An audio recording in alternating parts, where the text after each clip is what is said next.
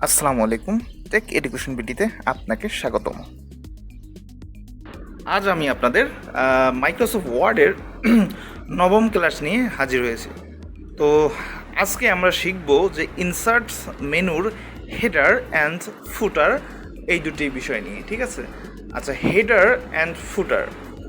আচ্ছা, হেডার হচ্ছে যে আপনি মার্জিনের উপরে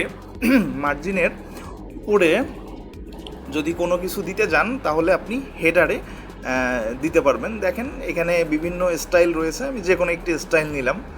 ঠিক আছে? আচ্ছা, দেখেন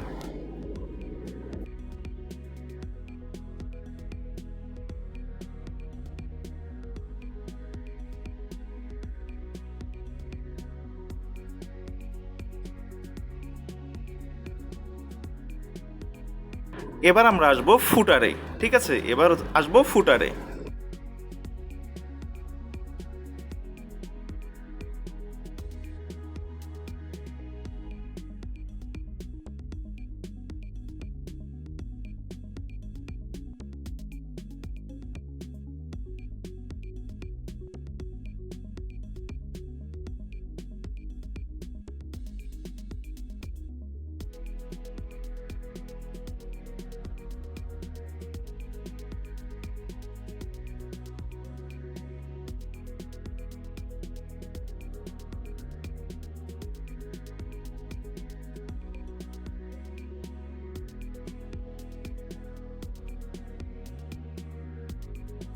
দেখুন, আমরা যদি এক পেজ থেকে অন্য পেজে চলে যাই তাহলে হেডার এবং ফুটার মানে যেভাবে আমরা দিয়ে রেখেছি এইভাবে প্রতি পেজেই কিন্তু এভাবে চলতে থাকবে। ঠিক আছে? দেখেন এই যে এক পেজ থেকে আরেক পেজে যাওয়ার পরও এইগুলো এভাবেই রয়ে গেছে। ঠিক আছে? আচ্ছা,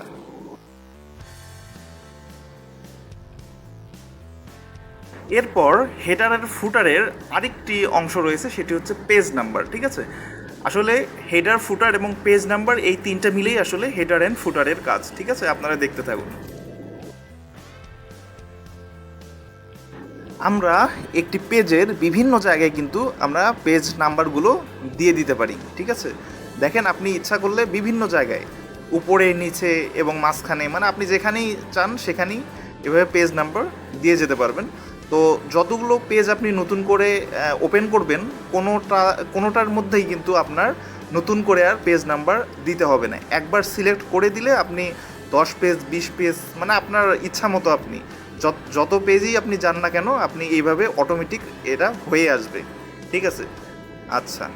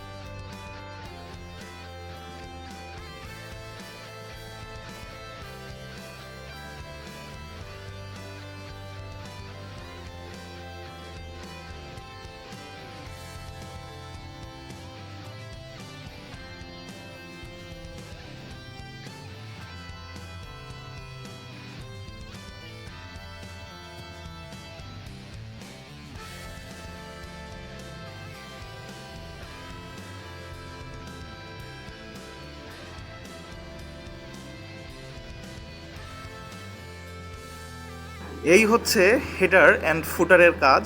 আপনারা যদি পেজের উপরের অংশে ডাবল ক্লিক করেন অথবা নিচের অংশে ডাবল ক্লিক করেন তবুও কিন্তু এবং হেডার এবং ফুটার এই অপশনটি চলে আসবে। সবাই ভালো থাকবেন, সুস্থ থাকবেন এবং টেক এডুকেশন বিডির সঙ্গেই থাকবেন। আল্লাহ হাফিজ।